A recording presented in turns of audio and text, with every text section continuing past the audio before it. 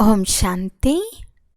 ఈరోజు Murali date 19 July 2025. బాబా చెప్తున్నారు, మధురమైన పిల్లలు, మమ్మల్ని చదివించేవారెవరు అని తలుచుకుని సదా సంతోషంగా ఉండండి. ఇది కూడా మన్మనా భవయే. నిన్న మేము రాతి బుద్ధిగా ఉండేవారము, నేడు పారస్ బుద్ధి కలవారిగా అయ్యాము అని మీకు సంతోషముంది.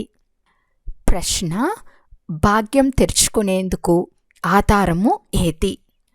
జవాబు: నిశ్చయము. ఒకవేళ అదృష్టం తెరుచుకునేందుకు ఆలస్యమైతే కుంటుతూ ఉండిపోతారు. నిశ్చయబుద్ధి గలవారు బాగా చదువుకుని అతి వేగంగా ప్రగతిని సాధిస్తారు. ఏ విషయంలోనైనా సంశయం ఉంటే వెనుకనే ఉండిపోతారు. ఎవరు నిశ్చయబుద్ధి కలవారై తమ బుద్ధిని తండ్రి వరకు అంటే పరంధామానికి పెరిగెత్తిస్తూ ఉంటారో వారు సతోప్రధానంగా అవుతారు. ఓం శాంతి. పాఠశాలలో చదివే విద్యార్థులందరికీ తాము చదువుకుని ఏమవుతారో తెలిసి ఉంటుంది. మధురాతి మధురమైన ఆత్మిక పిల్లలకు మేము సత్యుగ పారస్పురానికి యజమానులుగా అవుతామని బుద్ధిలో ఉండాలి. ఈ దేహ సంబంధాలు మొదలైనవన్నీ తృషించాలి. ఇప్పుడు మనం పారస్పురానికి అధికారులుగా పారస్నాథులుగా అవ్వాలి. రోజంతా ఖుషీగా గడపాలి. పారస్పురి అని దేనినంటారో మీకు తెలుసు. అక్కడ ఇల్లు మొదలైనవి కూడా బంగారు వెండితో తయారు చేయబడి ఉంటాయి. ఇక్కడైతే ఇటుకలు రాళ్లతో నిర్మించిన ఇల్లున్నాయి. ఇప్పుడు మీరు మళ్ళీ రాతి బుద్ధి నుండి పారస్ బుద్ధిగా అవుతారు. పారస్నాథులుగా చేయు తండ్రి వచ్చినప్పుడే రాతి బుద్ధి నుండి బంగారు బుద్ధి కలవారిగా చేస్తారు కదా. మీరిక్కడ కూర్చుని ఉన్నారు. మనది ఉన్నతాతి ఉన్నతమైన పాఠశాల అని మీకు తెలుసు. దీనికంటే పెద్ద స్కూలు మరేది ఉండదు. ఈ పాఠశాల ద్వారా కోటాను కోటి పదమాపదం భాగ్యశాలురుగా విశ్వాధికారులుగా అవుతున్నారు అంటే పిల్లలైన మీకు ఎంత సంతోషముండాలి. ఈ రాతిపురం నుండి పారస్పురానికి వెళ్లేందుకు ఈ పురుషోత్తమ సంఘం యుగముంది. నిన్న రాతిబుద్ధిగా ఉండేవారు, నేడు పారస్బుద్ధిగా అవుతున్నారు. ఈ విషయం సదా బుద్ధిలో ఉన్నా అది మన్మనాభవయే అవుతుంది. పాఠశాలకు టీచర్ చదివించేందుకు వస్తారు. ఇప్పుడు టీచర్ రానే వస్తారని విద్యార్థి మనసులో ఉంటుంది. మన టీచర్ స్వయం భగవంతుడే అని పిల్లలైన మీరు అర్థం చేసుకున్నారు. వారు మనల్ని స్వర్గానికి అధికారులుగా తయారు చేస్తారు. కావున తప్పకుండా సంగం యుగంలోనే వస్తారు. మనుషులు ఇంకా పిలుస్తూనే ఉన్నారని మీకు తెలుసు, కానీ వారు ఇక్కడకు వచ్చేశారు. కల్పకృతం కూడా ఇలాగే జరిగింది. అందుకే వినాశకాలే విపరీత బుద్ధి అని రాయబడి ఉంది. ఎందుకంటే వారు రాతి బుద్ధి కలవారు. మీది వినాశకాలే ప్రీతి బుద్ధి. మీరు పారస్ బుద్ధిగా అవుతున్నారు. కావున మనుషులు వెంటనే అర్థం చేసుకునేలా ఏమైనా యుక్తులు ఆలోచించాలి. ఇక్కడకు కూడా అనేక మందిని తీసుకువస్తారు. అయినా శివబాబా బ్రహ్మతను ద్వారా ఎలా చదివిస్తున్నారు అని అడుగుతారు. ఎలా వస్తూ ఉండవచ్చో ఏమీ అర్థం చేసుకోరు. ఎంతోమంది సేవా కేంద్రాలకు వస్తూ ఉంటారు. నిశ్చయ బుద్ధి ఉంది కదా, అందుకే శివ భగవాను వాచ అని అందరూ చెప్తారు. శివుడే అందరికీ తండ్రి. కృష్ణుణ్ణి సర్వులకు తండ్రి అని అనరు. ఇందులో తికమక పడే విషయమే లేదు. కానీ అదృష్టం ఆలస్యంగా తెరుచుకోవాలని ఉంటే కుంటుతూనే ఉంటారు. తక్కువగా చదివేవారిని కుంటివారని చెప్పబడుతుంది. సంశయబుద్ధి కలవారు వెనక ఉండిపోతారు. నిశ్చయబుద్ధి కలవారు బాగా చదివేవారు ముందుకు పరుగులు తీస్తూ ఉంటారు. ఎంత సహజంగా అర్థం చేయించబడుతుంది. పిల్లలు ఎలాగైతే పరుగు తీసి గురిని తాకి తిరిగి వెనుకకు వస్తారో అలా తండ్రి కూడా బుద్ధిని వేగంగా శివబాబా వద్దకు పెరిగెత్తిస్తే సతోప్రధానంగా అవుతారని చెప్తున్నారు. ఇక్కడ బాగా అర్థం చేసుకుంటారు కూడా. బాణం తగులుతుంది, మళ్ళీ వెలుపలికి వెళ్ళగానే సమాప్తమైపోతుంది. బాబా జ్ఞాన ఇంజెక్షన్ వేశాడు అంటే ఆ నష ఎక్కాలి కదా, కానీ పెరగనే పెరగదు. ఇక్కడ జ్ఞాన అమృతాన్ని తాగినప్పుడు ప్రభావం ఉంటుంది, వెలుపలకు వెళ్ళగానే మర్చిపోతారు. జ్ఞానసాగర్లు, పతిత పావనులు, సద్గతిదాత, ముక్తిదాత ఒక్క తండ్రేనని పిల్లలకు తెలుసు. వారే ప్రతి విషయంలో వారసత్వంను ఇస్తారు. తండ్రి చెప్తున్నారు, పిల్లలు మీరు కూడా సంపూర్ణ సాగరులుగా అవ్వండి. నాలో ఎంత జ్ఞానం ఉందో అంతా మీరు కూడా ధారణ చేయండి. శివబాబాకు శారీరక నశ లేదు. తండ్రి చెప్తున్నారు, పిల్లలు నేను సదా శాంతిగా ఉంటాను. మీకు కూడా దేహం లేనప్పుడు నశ ఉండేది కాదు. ఇది నా వస్తువని శివబాబా అనరు. ఈ తనువును కూడా అప్పుగా తీసుకున్నారు. అప్పుగా తీసుకున్నది సొంతం కాదు కదా. కొద్ది సమయానికి మాత్రమే సర్వీస్ చేసేందుకు నేను ఇతనిలో ప్రవేశించి ఉన్నాను. ఇప్పుడు పిల్లలైన మీరు మళ్ళీ ఇంటికి వెళ్ళాలి. భగవంతునితో కలిసేందుకు పరుగు తీయాలి. ఎన్నో యజ్ఞాలు, జపతపాలు మొదలైనవన్నీ చేస్తూ ఉంటారు. కానీ వారికి తండ్రి ఎలా లభిస్తారో కొంచెం కూడా తెలియదు. ఏదో ఒక రూపంలో భగవంతుడు వస్తారని భావిస్తారు. తండ్రి చాలా సహజంగా అర్థం చేయిస్తారు. ప్రదర్శనీలలో కూడా మీరు అర్థం చేయించండి. సత్యుగ, త్రేతాయుగాల ఆయువు కూడా రాసి ఉన్నారు. అందులో 2500 సంవత్సరాల వరకు పూర్తి యాక్యురేట్గా ఉంటుంది. సూర్యవంశం తర్వాత చంద్రవంశం వస్తుంది. తర్వాత రావణ రాజ్యం ప్రారంభమవ్వగానే భారతదేశం పతితంగా అవ్వటం ప్రారంభమైంది. ద్వాపర కలియుగాలలో రావణ రాజ్యం తిథి తారీఖులు వేయబడి ఉన్నాయి. మధ్యలో సంగం యుగాన్ని ఉంచండి. రధికుడు కూడా తప్పకుండా ఉండాలి కదా. ఈ రథంలో ప్రవేశించి తండ్రి రాజయోగాన్ని నేర్పిస్తారు. దీని ద్వారానే ఈ లక్ష్మీనారాయణలు తయారవుతారు. ఎవరికైనా అర్థం చేయించడం చాలా సులభం. లక్ష్మీనారాయణల వంశం ఎంత సమయం నడుస్తుందో తెలపవచ్చు. మిగిలినవన్నీ హద్దులోని వంశాలు. ఇది బేహద్ వంశం. ఈ బేహద్ చరిత్ర భూగోళాలను తెలుసుకోవాలి కదా. ఇప్పుడు ఇది సంగం యుగం. మళ్ళీ దైవీరాజ్యం స్థాపన అవుతూ ఉంది. ఈ రాతిపురం పాత ప్రపంచం వినాశనం అవ్వనున్నది. వినాశనం అవ్వకుంటే నూతన ప్రపంచం ఎలా స్థాపన అవుతుంది? ఇప్పుడు న్యూఢిల్లీ అని అంటారు, కానీ న్యూఢిల్లీ ఎప్పుడు ఉంటుందో పిల్లలైన మీకు తెలుసు. నూతన ప్రపంచంలో న్యూఢిల్లీ ఉంటుంది. యమునా నది తీరంలో మెహల్లుంటాయని మహిమ కూడా చేస్తారు. ఈ లక్ష్మీనారాయణల రాజ్యం ఉన్నప్పుడు న్యూఢిల్లీ అని, పారస్పురము అని అంటారు. సత్యుగంలోనే లక్ష్మీనారాయణల నూతన రాజ్యం ఉంటుంది. డ్రామా ఎలా ప్రారంభమవుతుందో కూడా మనుషులు మర్చిపోయారు. ముఖ్య పాత్రధారులు ఎవరెవరో తెలుసుకోవాలి కదా. పాత్రధారులైతే చాలామంది ఉన్నారు. అందువలన ముఖ్య పాత్రధారులు మీకు తెలుసు. మీరు కూడా ముఖ్య పాత్రధారులుగా అవుతున్నారు. అందరికంటే ముఖ్యమైన పాత్రను మీరు అభినయిస్తున్నారు. మీరు ఆత్మీక సహజ సేవకులు.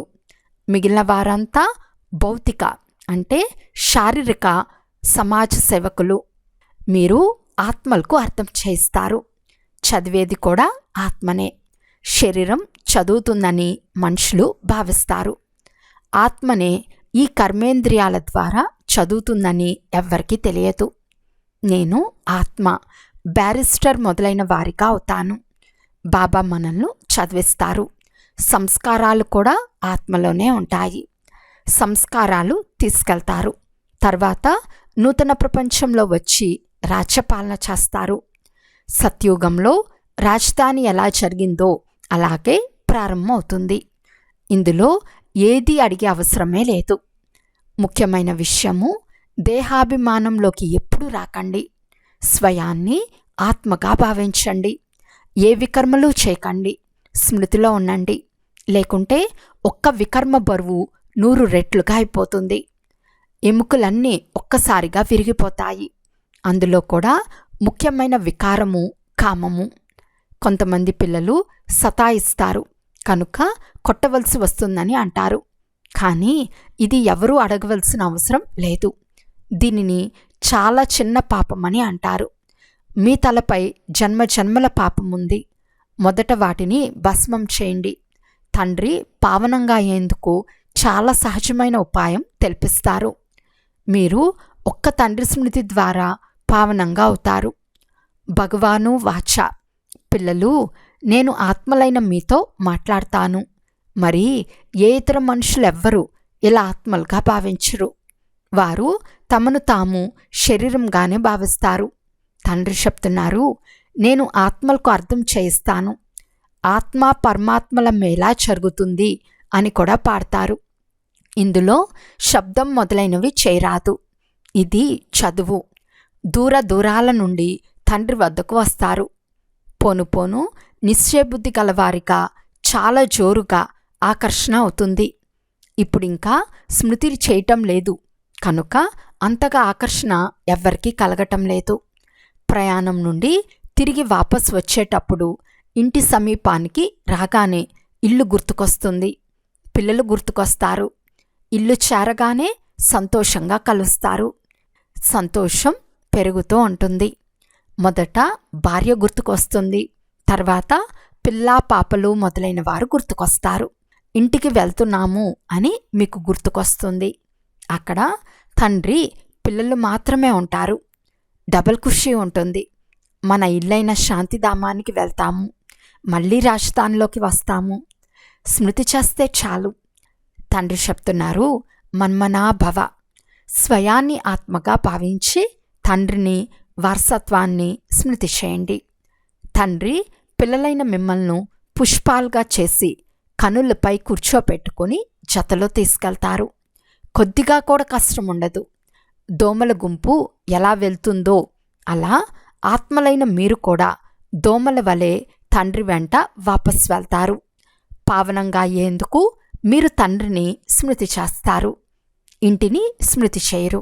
బాబా దృష్టి మొట్టమొదట పేద పిల్లలపైనే పడుతుంది.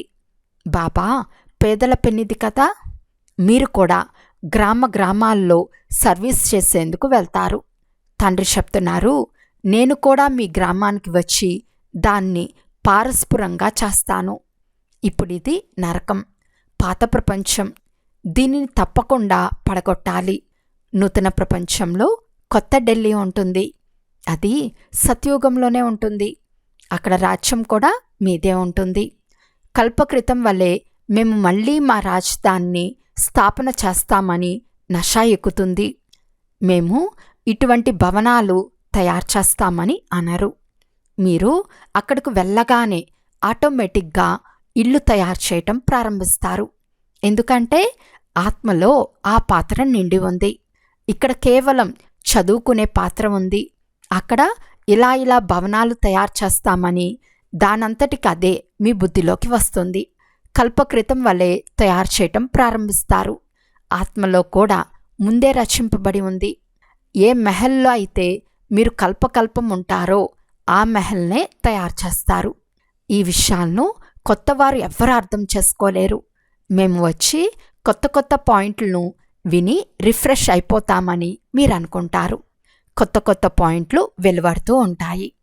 ఇది కూడా డ్రామాలో రచింపబడి ఉంది. తండ్రి చెప్తున్నారు, పిల్లలు, నేను సదా ఈ రథంపై సవారీ చేసేందుకు ఇందులో నాకు సుఖమనిపించదు. నేను పిల్లలైన మిమ్మల్ని చదివించేందుకు వస్తాను.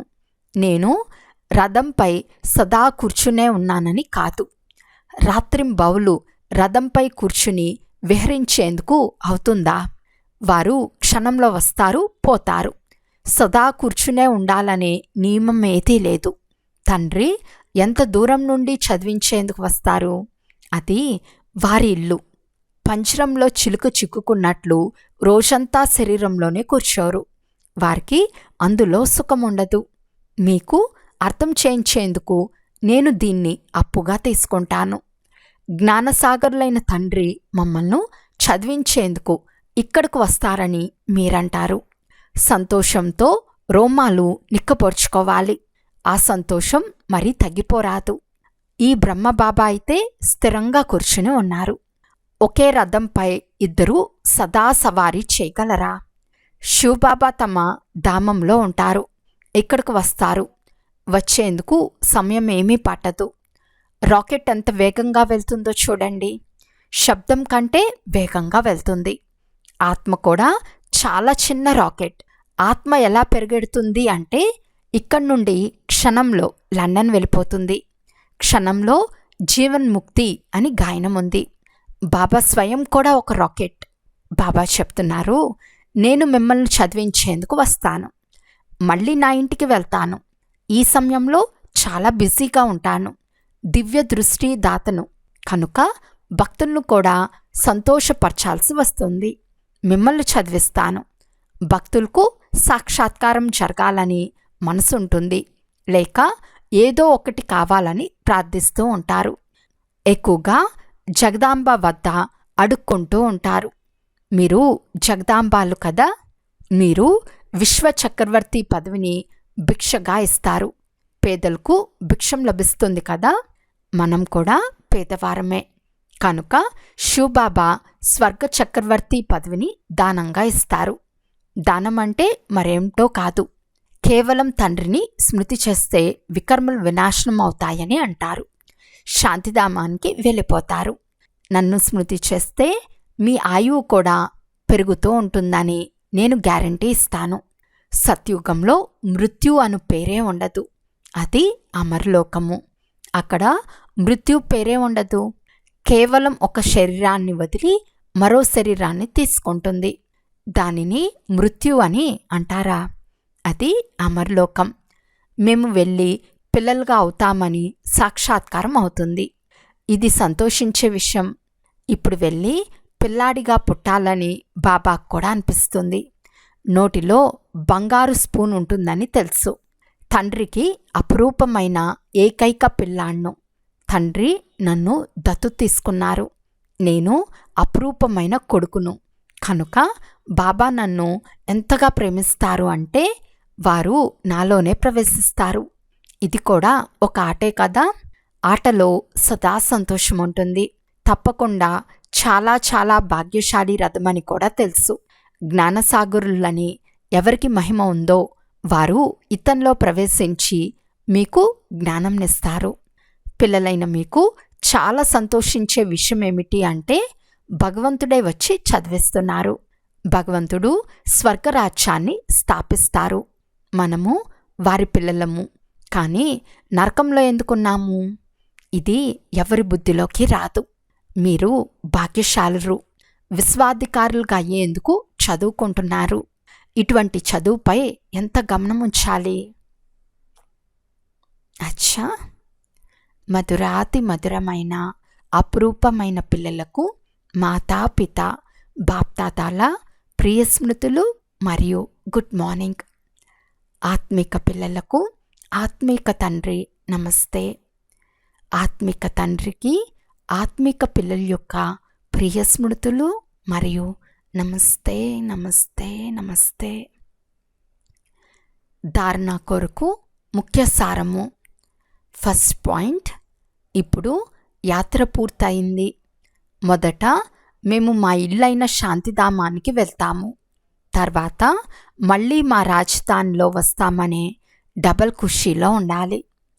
సెకండ్ పాయింట్, తలపై ఏదైతే జన్మ జన్మల పాప భారం ఉందో దానిని భస్మం చేసుకోవాలి. దేహాభిమానంలోకి వచ్చి ఏ వికర్మ చేయరాదు. వరదానము, శ్రేష్ఠ సంకల్పాల సహయోగం ద్వారా అందరిలో శక్తిని నింపే శక్తిశాలి ఆత్మాభవ. సదా శక్తిశాలి భవ అనే వరదానాన్ని ప్రాప్తి చేసుకుని సర్వ ఆత్మలలో శ్రేష్ఠ సంకల్పాల ద్వారా బలం నింపే సేవ చేయండి.